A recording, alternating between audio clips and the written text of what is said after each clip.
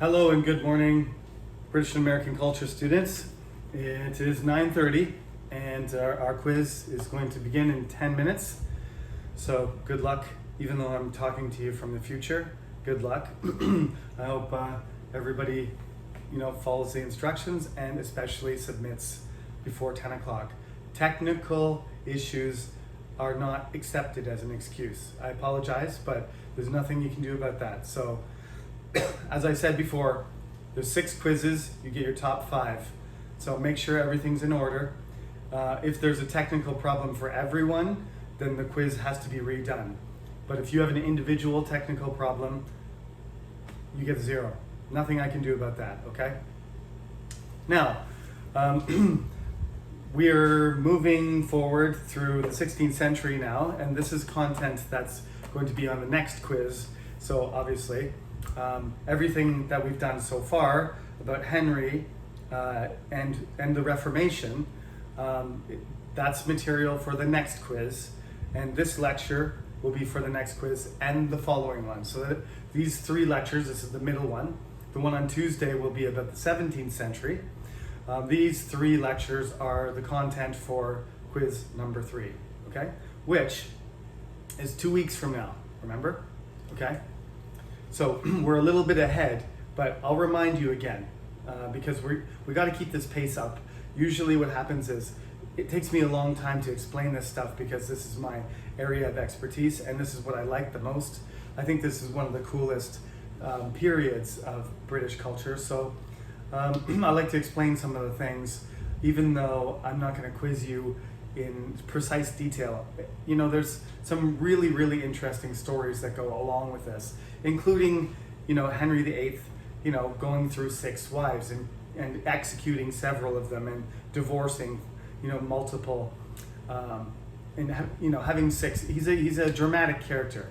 They've made dramas called The Tudors, just about the family. So I believe that's where we'll start today. We'll start with the family again. Henry has died, right? When he died, when he was young, he was tall and handsome and attractive and intelligent.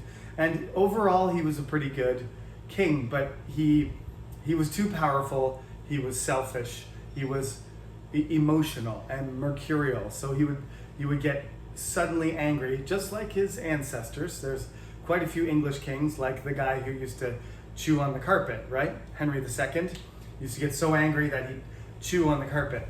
So some of these English kings have some anger management issues.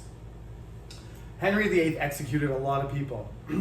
Catholics, Protestants, government officials, people he thought he was treasonous, cheating wives that probably didn't.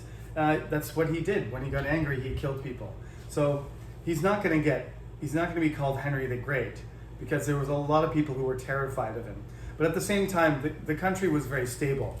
The worst thing he did, though, probably is he spent all of his father's money, and when the Reformation happened, like I said, why did Henry do it? Why did Henry do it? The first reason was the divorce, right? First reason, the ostensible reason was he wanted to divorce Catherine because she didn't give him a boy. That was on the surface, that was the reason, right? But there was 2 other reasons too. The second reason was political power, authority, right? Second reason was he wanted to be in control. He didn't want to listen to the Pope. He wanted to be in direct control of the church and the bishops and the officials of the church. As it was, the Pope had control. He would usually the king would appoint a bishop and then the Pope would approve it. But ultimately, the Pope had control over the lay people of England. So there was a kind of tension between who had power over the people. So he could solve that problem. You don't have to listen to the Pope anymore. Just listen to me. I'm the head of the church and the head of the state. And of course, the third reason was money. So make sure you don't forget that. I know it's up in the corner there. First, I got to divorce my wife. But, side benefits, huge side benefits. I'm going to take possession of all the wealth of the church, which includes 10% of the land of England. So that land becomes his, right?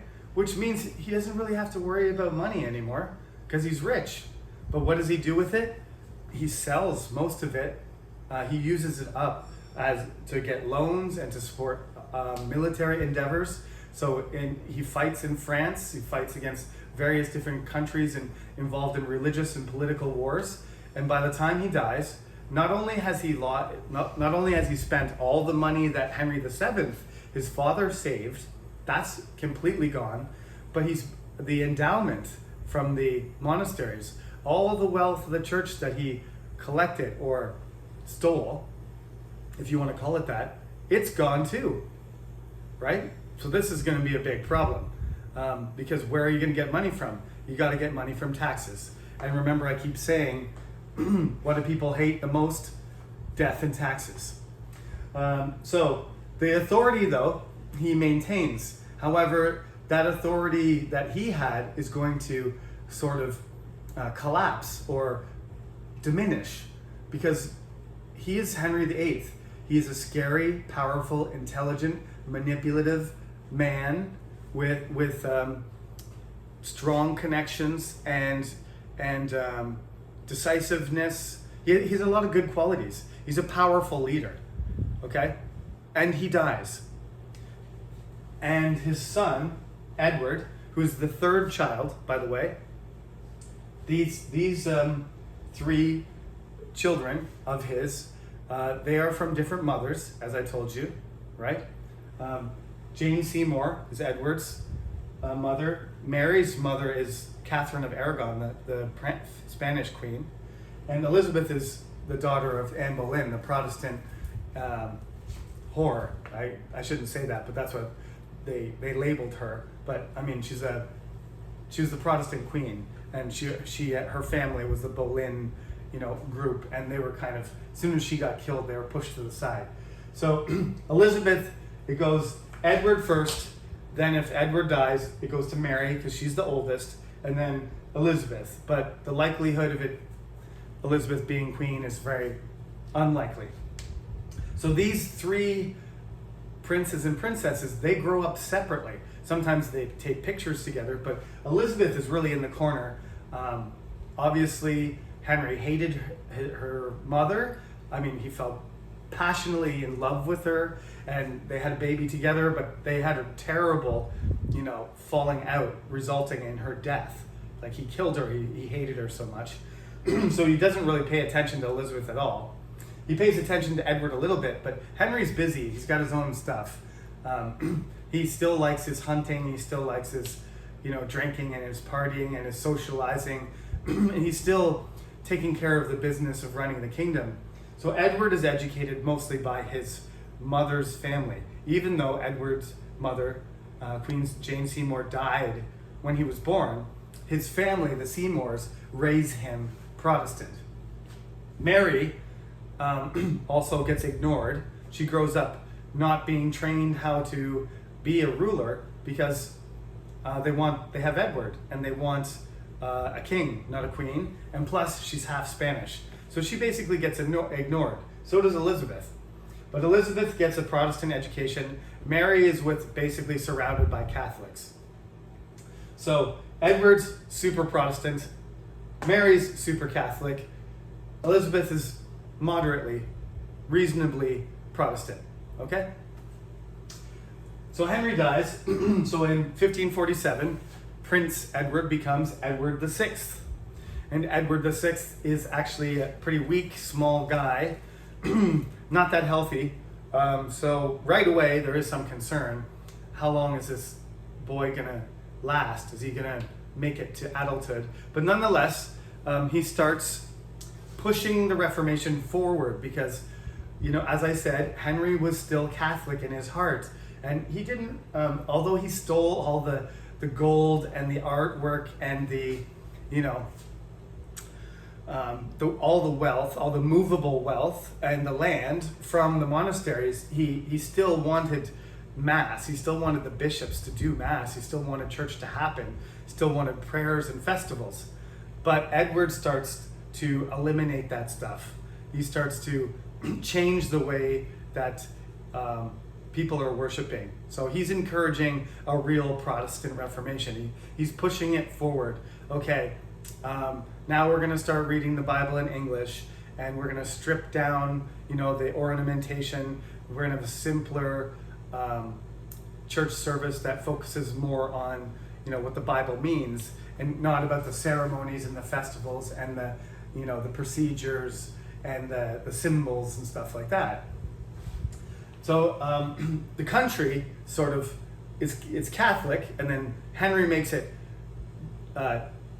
English, Church of England, but still kind of Catholic. So it's a kind of slow adjustment there. But then when Edward becomes the prince and then the king, boy king, he starts making everything more Protestant, more like what is happening in the Netherlands and northern Germany, more like Martin Luther.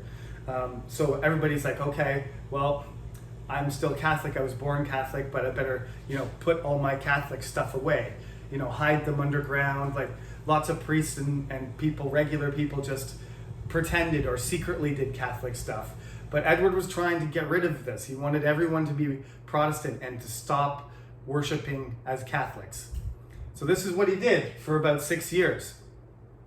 But people were quite confused because, it didn't look like Edward, he might not continue. And if he does die without growing up and having a baby and a Protestant prince, guess who's going to be next?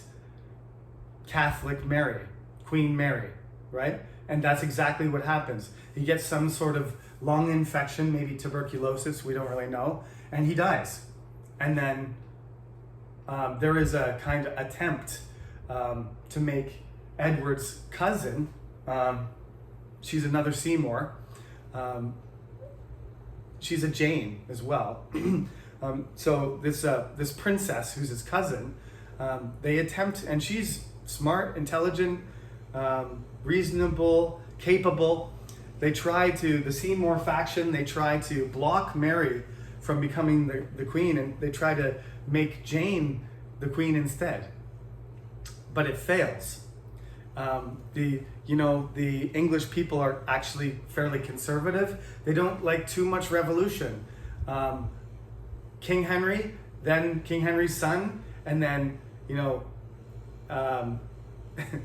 Edward's, like the Seymours are related distantly, but like a cousin of the king that died. Now who's gonna be king next, right? My neighbor, somebody, a shoemaker. Who's gonna be? We got to keep the lineage straight. People believed this was important, as I said. It was divine right. You couldn't just make anybody king. The person had to have a right by family.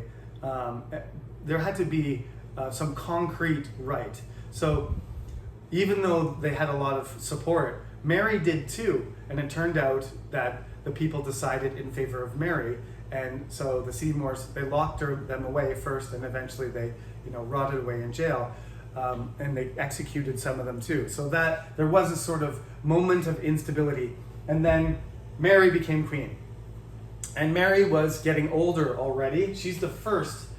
How old was she? Let's see.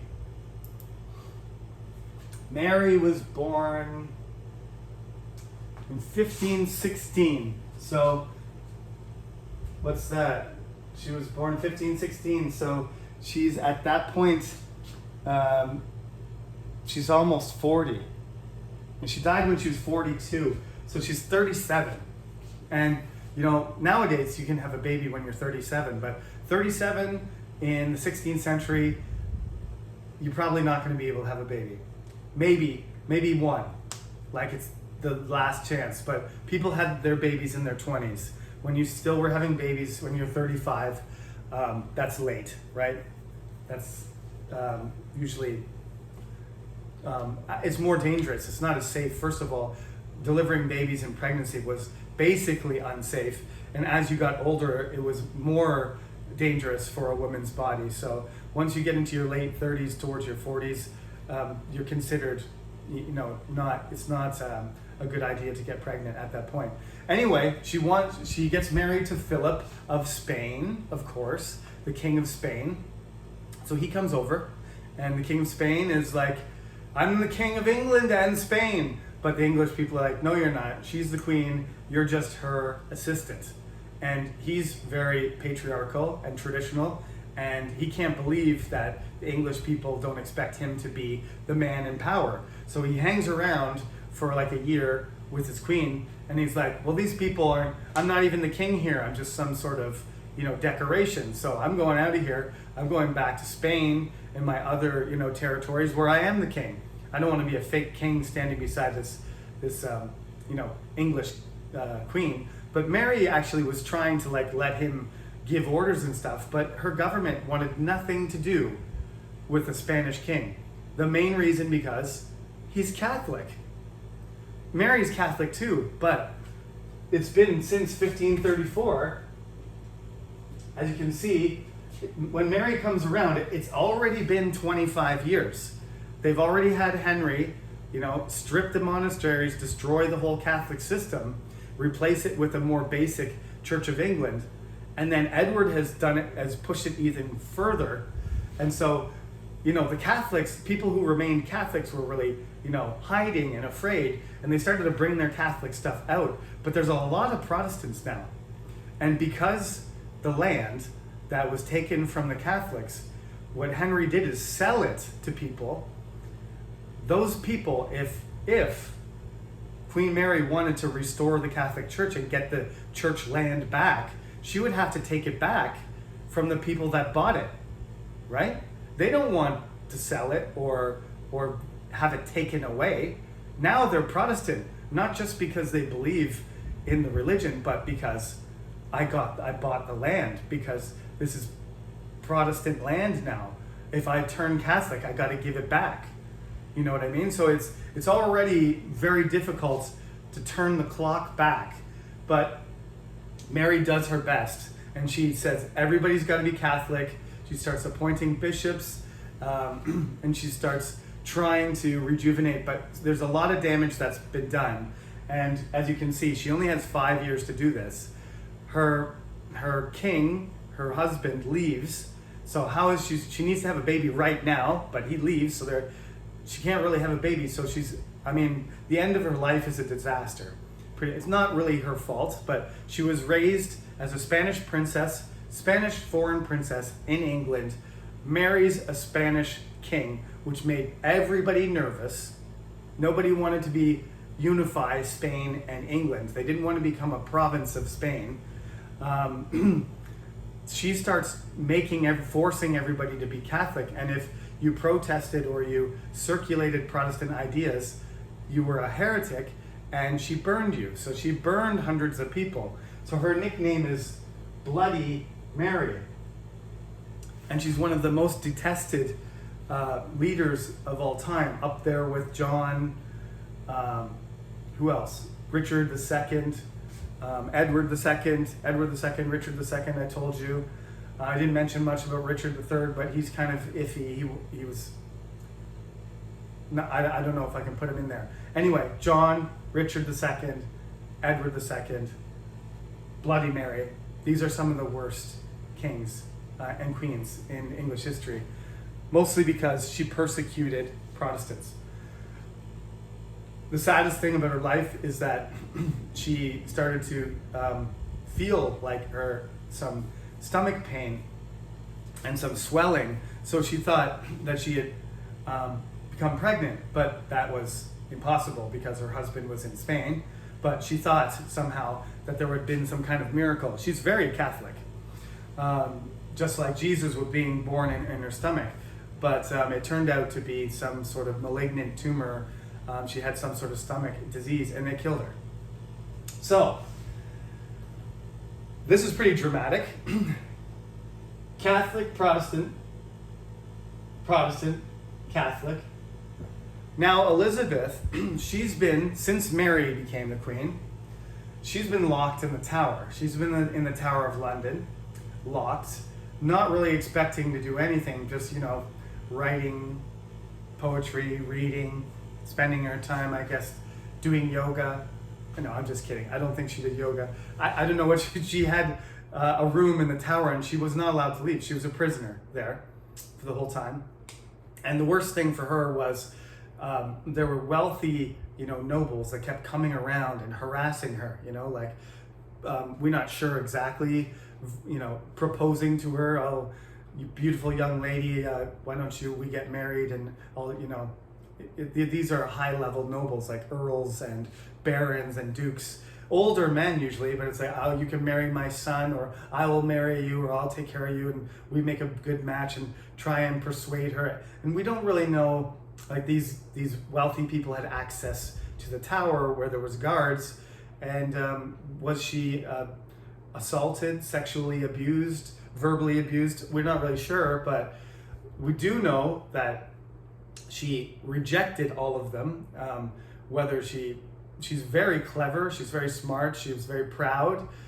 She's obviously studied a lot because she could speak Spanish and French and English and Latin and Greek, I think.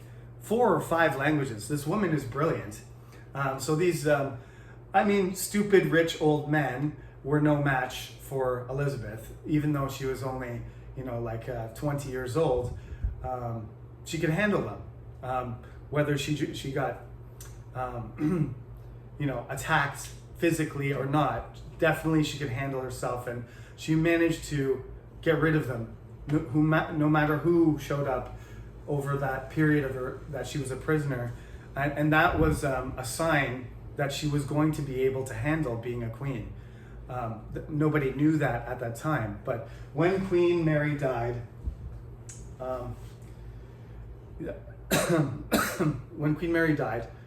they came to the tower and said, "Good morning, Elizabeth. Surprise, you're the Queen of England." And that must have been a good day for Queen Elizabeth. And I don't know all the exact details, but they let her out of the tower and they just, brought her towards the palace. And she was coronated, and from 1558 to 1603, she was the queen. And that's why we call it the Elizabethan period. Sometimes we call it Henrician England because there's a bunch of Henrys at the beginning. But basically, the Elizabethan court dominated English culture, and it still has a profound influence on us now for a variety of reasons. So I'm going to go through those now. So I wrote this here. Besides, you got to remember this, okay? I know there's a lot of Henrys and Edwards, and there's a lot of Marys and Elizabeths flying around, but you got to remember these guys, the names, not the numbers. Don't worry about the numbers. Those are just there to keep the order and just let you know. Henry, long time, short, died, Elizabeth, long time. Okay, so Catholic, Protestant. So one of the major things Elizabeth had to deal with first was the religious problem. Going back and forth like that meant lots of people hated each other and killed each other. So she came up with these compromises, and like I said, not everybody liked it, but most people did. There were still radical Catholics, there were still radical Protestants, the Puritans, that didn't like this middle ground. But basically, she several times, she rejected candles and she prioritized the English Bible. She said, "I love the Bible." There's a story about a little girl giving her a present, and she takes the English Bible and she hugs it and says, I love the English Bible. I'm a Protestant queen." But at the same time, she doesn't persecute Catholics. She doesn't kill that many of them. Just occasionally there's some Catholic, attacks. There's some, terrorist plots and stuff like that. In that case, she does need to take action, and people do need to be sent to jail or executed. She also has this problem. She has a cousin named Mary, Queen of Scots, who has lived in France, and she has a claim to the throne. Since Elizabeth has no children, she's next. So, and she lives in France, and she ends up going to Scotland and trying to, form some support for herself, because she is the Queen of Scotland. And if Queen Elizabeth died, she would be the Queen of England too. And everybody's concerned about that because Mary is very Catholic. Now, it ends up not being a problem because the Scottish Reformation happens too. And so there are Catholics in Scotland, but Scotland turns into Presbyterian. They become the Church of Scotland. And they form these councils and everything, and they decide that they're going to, persecute the Catholic Church too. So when Queen Mary comes back, she's expecting the Catholic she's expecting the Scots, who are Catholic, to support her, and that she will take over the kingdom. But it fails, right? And she ends up running away from Scotland after all this debacle, and Scotland remains even more Protestant than England. Presbyterianism, Changlo Gyohe in Korean, that religion is more Protestant than the Church of England. They're more like the Puritans we talked about last lecture. They just want simple, tough life, focus on what God says in the Bible, and live your life simply with prayer, eating, working, and following the Mosaic laws. It's a harsh, tough version of a religion. Okay? And that's what it's like. Scottish Reformation succeeds. Mary of Scots, Queen of Scots, Catholic, lives in France, tries to come back and take over the kingdom, but fails. So then her son, James VI, ends up the king after her, because eventually she ends up actually being a prisoner because she has to run away from the Catholics in Scotland. This is great drama, isn't it? So she ends up being the prisoner of Elizabeth, but Elizabeth has a problem. That's my cousin, and she didn't do anything to me. She's just Catholic, and if I start killing queens, I'm a queen. Other people are gonna, some people did try to kill Queen Elizabeth, and those people need to be, they hang them and then they cut them into little pieces, and then they put pieces of them all over the wall so everyone can see what happens when you try to kill a king. So she doesn't want to do that, but then her Secret Service finds some letter that says that Mary, Queen of Scots, they're going to assassinate Queen Elizabeth, and there's Mary, Queen of Scots' signature on it saying, yes, I approve it, do it. And then she would become the queen. And when the government sees that information, that she's involved in a plan to kill Queen Elizabeth, she has a trial and she's killed. And Queen Elizabeth said, I didn't want to do that. That's what my government made me do. And she had a funeral for her and prayed for her and everything. But you never know with Queen Elizabeth, because she's a master manipulator. She's a political genius. And you never know what is performance and what is not. So that's Queen Elizabeth. Honestly, she's Queen Elizabeth the Great. I don't care what everybody else says. Alfred the Great, yes, he is. But Queen Elizabeth, arguably same level as Alfred.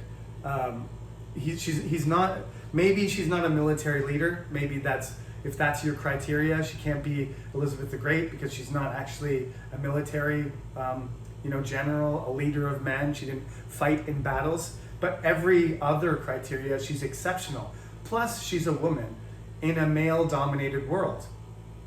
All of the powerful people in the court were men, and she played them like puppets. She basically had two factions of powerful men, and she balanced their favor so that none of them had the upper hand, and she always played them against each other. So they, just like Julius Caesar did with Pompey and Crassus, right? By controlling the two of them, he elevated, even though they individually were more powerful, had more money and more military and political influence, by arranging their relationship to each other, by balancing the two against each other, he raised himself above them and made himself first. That's exactly what Queen Elizabeth did. She played the factions in the court perfectly, so she could always get what she wanted, because they always needed something from her. So even though she was a woman, she played up all of the virtues that she had that were sort of male virtues, right? her pride, her intelligence, her command, her her decorum, her beauty. Everybody likes handsome leaders. A tall, handsome king is better than a short, ugly king. It's like she was tall and she was beautiful, and she performed the ceremonies perfectly, and she was commanding. The one thing she used to do though is she didn't like to make decisions, and that's something people criticize her for, but I think that's one of her virtues too, because people never knew what she was. If she was very decisive, she would have been predictable, but she used to, take sometimes years to decide something. For example, she never got married. And one of the big issues that she used to argue about with her parliament was they wanted her to get married and have a son. But the first problem was, if she got married, that guy would be a king, just like King Philip from Spain. And what are you going to do about that? So you can't really marry a king, so I got to marry a duke or something like that, or a baron or a prince, right? But nobody seemed to be a good match for her. She was the #1 bachelorette. She was the most desirable woman in all of Europe. So there was lots of options, but none of them really made sense for her politically. She would lose her influence and power for what? To her, just to produce, the next person in line, to produce somebody of her blood that could take over when she was when she passed away. But she didn't really think about that. She didn't think like that. You can imagine, she came out of the tower, but she wasn't looking at dating. She was looking at stabilizing the country, and she did. She was fantastic at that. She was one of the most stable, most capable organizers and political leaders ever in English history. Now, she did all sorts of things. She was a patron. Read about, there's just a little section there. Shakespeare performed for Elizabeth. She was aware of not just Shakespeare, but Ben Jonson and Christopher Marlowe and other people earlier. Sir Philip Sidney, you may not know all these people, but there's a huge generation. And sometimes people wonder, like, why is there a Renaissance? Why is there an English Renaissance during Elizabeth's time? There's still plague, right? There's still death everywhere. There's still plagues happening. There's a London plagues that happen every 10 or 20 years. There's famines. There's lots of problems with society and culture and economies getting damaged, and yet England developed. Despite all of these problems, they developed, right? How is that possible? Well, even Shakespeare, the Globe Theatre, the different theaters that were built in London, those were built during Elizabeth's time. They didn't exist before that. They used to perform outside, they used to travel around, and they built buildings for people.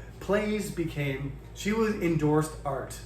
There was an explosion of poetry and writing and plays during Elizabeth, and forms of entertainment and culture, because of Elizabeth's court encouraged that. They invested in it. They saw it as a social event. They saw it as like a, networking and entertainment and education. It was just an amazing time, despite the fact that several times, the Globe Theatre had to close because of the plague, just like in coronavirus. No baseball stadiums or BTS concerts. You got to close it down because of coronavirus. Same thing. This happened all the time. People complain about that stuff, but this is what happened normally in the 16th century. So Shakespeare, when they had plays, they did as many plays as they could, because they never knew the plague was going to come around and close the Globe Theatre for 6 months, and they wouldn't be able to make any money. So then, they'd be writing plays like crazy and writing poetry and trying to make money. And then when the theater was open again, they would do as many plays as they could, several times a week. They'd do 20, 25 new plays a year. Sometimes people wonder why Shakespeare wrote, over 30 plays, right? That's a lot. It's because there was a lot of people going to these plays, and there was sometimes seasons that were canceled because of plague or problems, or war, disease, etc. So yeah, he was a machine, and that's how he ended up being a fairly wealthy person because he put on so many, he wrote so many plays and he performed so many plays. So not just Shakespeare, but all the other guys did that too. There was a whole group of them, and there was the King's Men and the Duke's Men and the Troubadours. There were different play groups, and they performed all the time. And people from other countries like Italy, is a really great translation handbook for Italians that, believe it or not, Italians used to go to England and visit in 1600. And in this 400-year-old little like travel book for Italians, you look it up and there's like all these phrases like, excuse me, where's the closest tavern? Or I'm looking for a shoemaker. Like there'd be all these phrases, like it's a phrase book. And one of the phrases in the book is, how would you like to go? Can we go see a play? Or what plays are on this week? In the 60s, there was a translation for Italian travelers visiting a phrase book because that's how popular those plays were. Rich people traveling from other countries in Europe wanted to see English plays. Pretty cool. So there's this patronage thing by the court. They support all this art, although there isn't a lot of painting. And that's why I don't talk about painting a lot in this course, because English, the strong point of English is writing, poetry, plays, drama. That's the best art, I think. The most prolific, at least, is that kind of art. There are paintings that are great paintings, and there are musical compositions that are great as well, but not that many compared to France, Italy, Austria, Germany, as you know. Okay, and the other thing is Elizabeth. She had a money problem, pretty big money problem. Henry ruined the government fiscal situation. Edward didn't help because he was a kid and he was just sort of building some grammar schools, trying to convert everyone to Protestantism. Mary had no idea what she was doing fiscally. She never got trained to be a queen. So she was just kind of burning people who were Protestant and trying to make political arrangements between Catholic countries and her husband. And she wasn't spending much time repairing the economy and the fiscal situation. So by the time this young 25-year-old Elizabeth comes out of the Tower, it's not a good situation with the government. It's not being run well, so she has to kind of rebuild the whole thing. But the biggest problem is she's a woman and she has to be careful. And as I said, taxes is one of the worst things you can do politically. She doesn't want to come out of the Tower and say, all right, government doesn't have any money. I'm Queen Elizabeth. Nice to meet you. I need 10% tax from every person in England. There might be an immediate rebellion. She might be thrown right back into the Tower, right there. So she can't do that kind of stuff. So even though her financial situation is terrible, the budget is the government's in debt, and she doesn't have enough money. She can't really raise taxes because she has to really build up popularity and convince everyone that having a queen and not a king is okay. And after 20 years of propaganda and successful policy, then she can start to ask the people for money. But there's a long period where she doesn't. So she has to be pretty clever about what she does. One of the most interesting things is she doesn't have enough money for ships or for a navy because her father blew it all on his navy, and so she doesn't have any money for military expeditions or anything. So she avoids fighting, she avoids war with anybody as much as possible. But there are ships, there are private ships, there are merchants, and there are adventurers and explorers and pirates. And this is when she starts to think to herself, or maybe it's a combination of these pirates some of them are Some of them are scoundrels. They're like low-level people, but some of them are kind of wealthy, fairly educated people. They, go to the Queen and say, you give me a couple ships, you support my endeavor, and I will go out and I will hunt Spanish and Portuguese trade ships, and whatever I bring back, half of it I will give back to the crown. So she gives secretly, because she doesn't say, hey, Spain, Portugal, Netherlands, I'm making pirate ships. It's supposed to be a secret. But all of these privateers, which are basically, clandestinely, secretly supported by the Queen, she provides some ships and some money, but basically she's just subsidizing piracy. They go out, Francis Drake is the most famous, and they start trying to, and this is the morally and ethically horrible aspect of this effort to make money, but they start being involved in the slave trade. So they go to West Africa and they pick up some slaves and they bring them across to South America and the Caribbean and Mexico, and then they sell them to Spanish and Portuguese colonists. The Spanish and the Portuguese say that's illegal, you're not allowed to do that. So then they start fighting each other. So they're fighting for the right to sell slaves, which is the most imperial, it's the most racist, imperialist thing you can imagine. But this is what happens.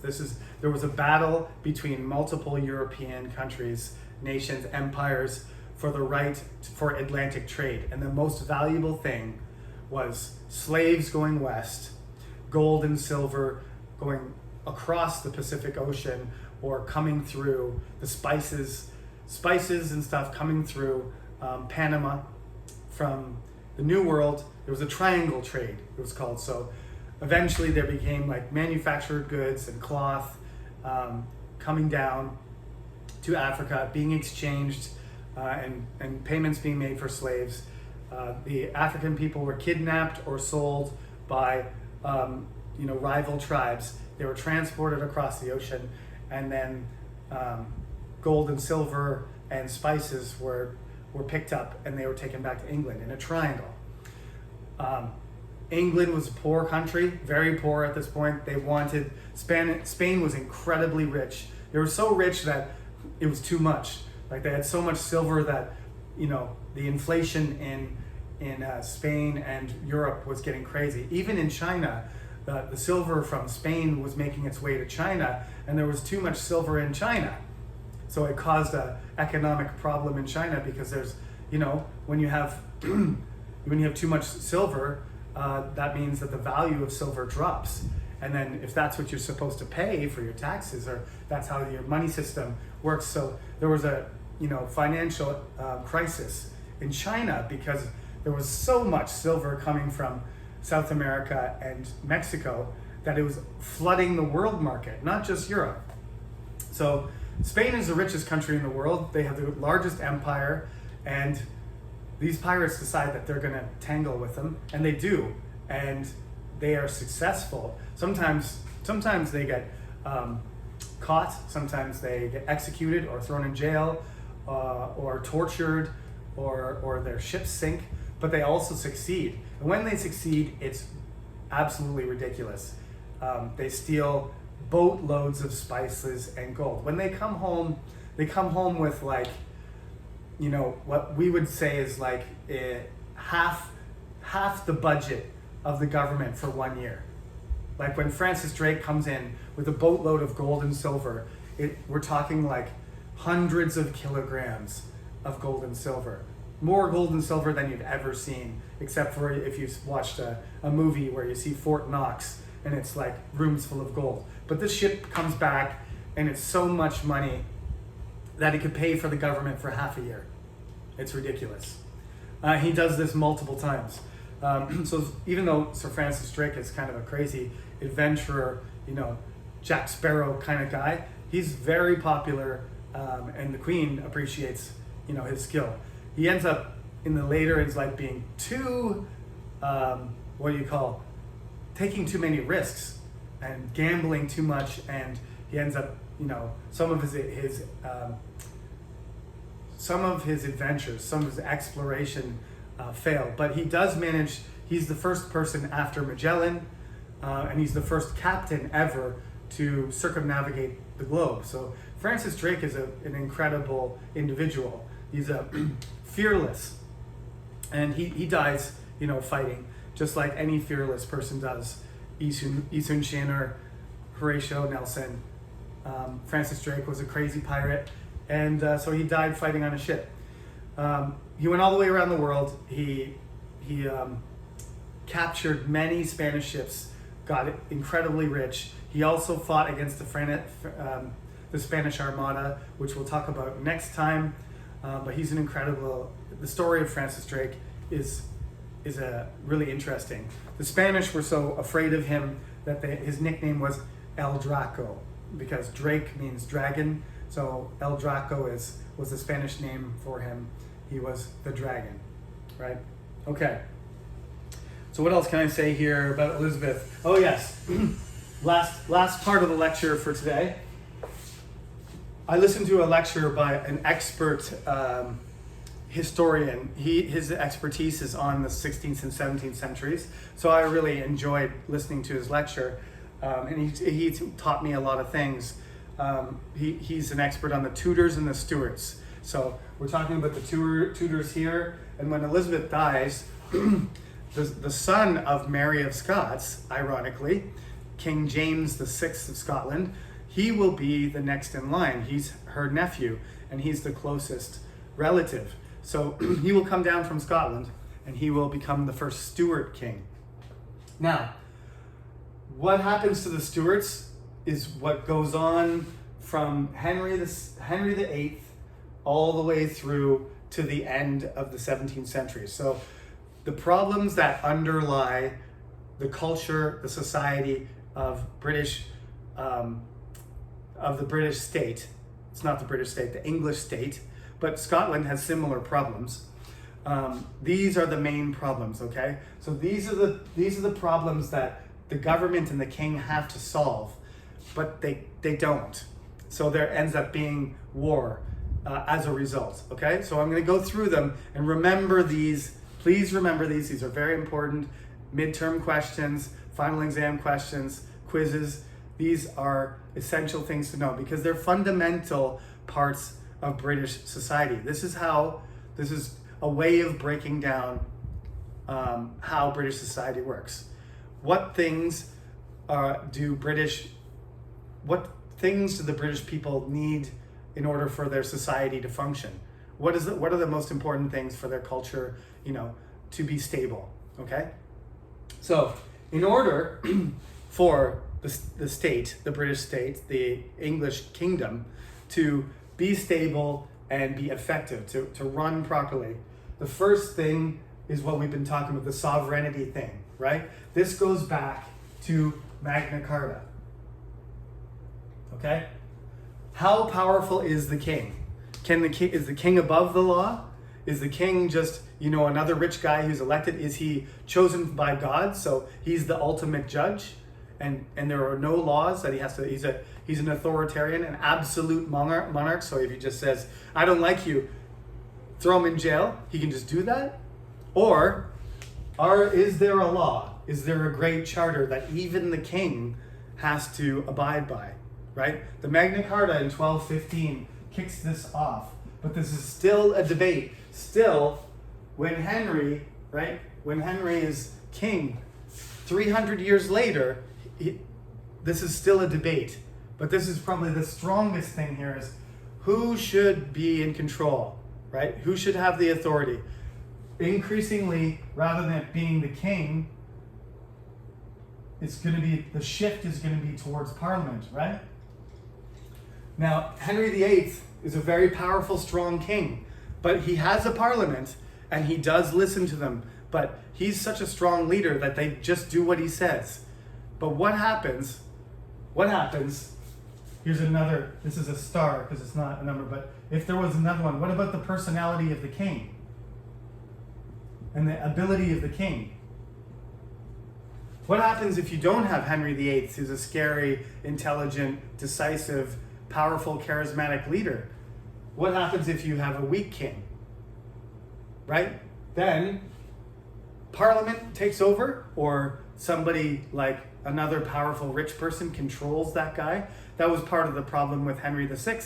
Henry VI was an adult, but his brain was like a baby. He didn't want to make any decisions, so the whole country was kind of in chaos because they had no leadership. So sovereignty is like, who is sovereign? Who has the power over themselves? Is it who has the power over the country? Parliament or the king, or both? So that's the issue of sovereignty. Who has the authority? Obviously, war has been a significant problem. One of the reasons Parliament is so powerful is because we've been talking about war, right? We started out William the Conqueror, the conquest. Then he went up north and he harried all the rebellions. And then after that, Henry II went to France and he fought a lot. And he went over to Ireland and he fought. And then there's Edward I. Edward I fought in Wales, and then he fought in Scotland. And then Edward II fought in Scotland, and they lost. And Edward III fought in France, and then he won. Right? And then it goes back and forth 100 years fighting in France, and then they're fighting each other in the War of the Roses. Right? And then Henry VIII, he tries to go and fight in France, and he loses. King John fights in France. Richard the Lionheart fights in Jerusalem, in Palestine, in Syria. I mean, you probably didn't notice, but this culture is constantly at war. If you're constantly at war, it doesn't sound, when you think of British culture, it doesn't seem like a very warlike country, but it is one of the most warlike countries in the world, and so is the United States. The United States is one of the most militaristic societies in the world, and I'll talk about that later. But so is England. France and England are constantly fighting each other or someone else. If England's not fighting itself, or Ireland, or Scotland, or France, or Spain, there's only some small breaks. That costs a lot of money. It costs a lot of money, and it costs a lot of lives, soldiers, death and taxes, right? So in order to get those wars, to win those wars, to get the support of the people, the kings gradually have to give Parliament more power, because Parliament gives them the money and they give them the political support for the war. So these are connected to each other. As the more wars they fight, the more money they need, the more they lose their sovereignty to the Parliament that provides the money. So finance is also related. Why do they have financial problems? Too many wars, right? Too expensive, no money left. Okay? So this is, war really is, it's foreign policy. Like, are you going to be peaceful and get along with your neighbors and trade? Or are you going to be constantly trying to take over territories and fight every other kingdom nearby? Well, that's pretty much what they did. Medieval period was warrior kings trying to take over territory or defend territory. That's what they did. It was a pretty violent society. So you got war, foreign policy being a problem. That causes a financial problem. These things all feed together and like kind of snowball and create, a big problem for the king. I have no money. I need to fight a war because I'm supposed to fight a war. I'm a warrior king, so I need money. But then I have to ask Parliament. Parliament's going to take power away from me in order for me to get the money, right? So it goes around and around like that. And historians and me personally, we look at this as a good thing, because gradually the king becomes less powerful, and you have more people, debating. You're starting to create some sort of balance, like a constitutional monarchy, which is more democratic, more participation, it's more representative. And so eventually you end up with a democratic state, partly because the kings can't manage their money. That's one of the reasons. Not the only reason, but one of the reasons. Now, the fourth thing, of course, we've been talking about that since last lecture. Henry made a problem. It's not going to go away. How Catholic should we be? Should Catholics be allowed to remain? Should we kill them all? Should we force them to convert? Should we only have the Church of England, or should we have different types of Protestant churches? Should we have Puritans and Methodists and Quakers? It's all going to start to unravel. but mostly Queen Elizabeth handles it. With the compromise, things kind of settle, but after she's dead, all the religious tension's gonna bubble up and explode. Okay, and then there's a final thing here. There's always a tension between local and central control. So as usually kingdoms get more powerful and they get larger, they pull everybody in, right? So in the medieval period, most of the leaders, the dukes, the earls, the powerful, magnates of England, they each had their own castles and their own lands all across England. And they would stay there. And they would manage things autonomously mostly. And when the king and queen summoned them to parliament or court, they would come to the council, and the king and queen would travel around to their land. But what Queen Elizabeth is doing, and Henry started to do, was consolidate that power and increase the size of the government that was managing. So there's a lot more royal officials that are hired, rather than being rich people that represent. You got people hired. They get a salary and they have a position. Like I'm a royal tax collector, right? Or I'm a governor, or I'm a sheriff. These people work for the government. They're not the duke's men, the earl's men, or the baron's men. So all of this, authority is getting directed to the capital, towards London. And this is something that causes problems too. Some people don't want London telling them what to do. When they live in a small hamlet in the corner of England, they don't, sorry, I accidentally hit the button there. These people in other regions don't feel like they should be governed by somebody who's in a castle in London or riding ships around Europe. These people are out of touch. So there's a tension between local control and central control as well. Okay? As I said, also you have to consider the leadership ability, the personality of the king. If this person is not capable of handling, of balancing all these issues, you have a crisis and perhaps a revolution, right? So that is going to be what happens next week. We are going to talk about the English Civil War, which was almost the English Revolution. We wouldn't be talking about the French Revolution as much if there had been an English Revolution, but it was pretty close to happening, and we'll have to go through that evolutionary jump, through that near revolution of the English Civil War, and these issues are the ones that cause the Civil War to break out. Okay? So there you go.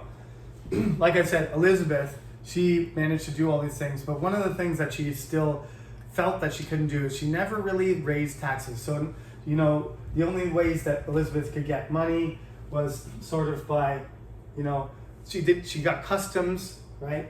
Can you see over there? The piracy, of course. She got sudden huge amounts of money through piracy when John Hawkins and Francis Drake got lucky and brought the money back home. But that wasn't very dependable. There's customs dues, so there's, when you bring products and trade from other countries, you got to pay a tax, a customs tax. But she didn't raise taxes in general. She did grant these things called monopolies, and these monopolies were super unpopular because basically, if I said you can have a monopoly on soap or a monopoly on hammers, you could set the tax yourself. If you had the monopoly on that product, you got to choose how much tax people paid on that item. So there was salt tax, there was salt monopoly, there was soap monopoly, there were nail monopolies and stuff like that, and people hated that because it was just a rich person getting a favor. But Queen Elizabeth didn't have a whole lot of money, to hand out to people, so that's one of the things that she did. But when she dies, they're already trying to get rid of the monopolies, but when she dies, they pretty much fade away. Okay, sorry for that little blip at the end there, but this lecture is a pretty long one again, so that's a good place to stop. I hope the quiz went well, and you have a 2-week break. Remember, you have to hand in your assignments, so don't forget that. And I'll see you again next Tuesday when we go forward into the 17th century, King James exploration of the New World and the English Civil War.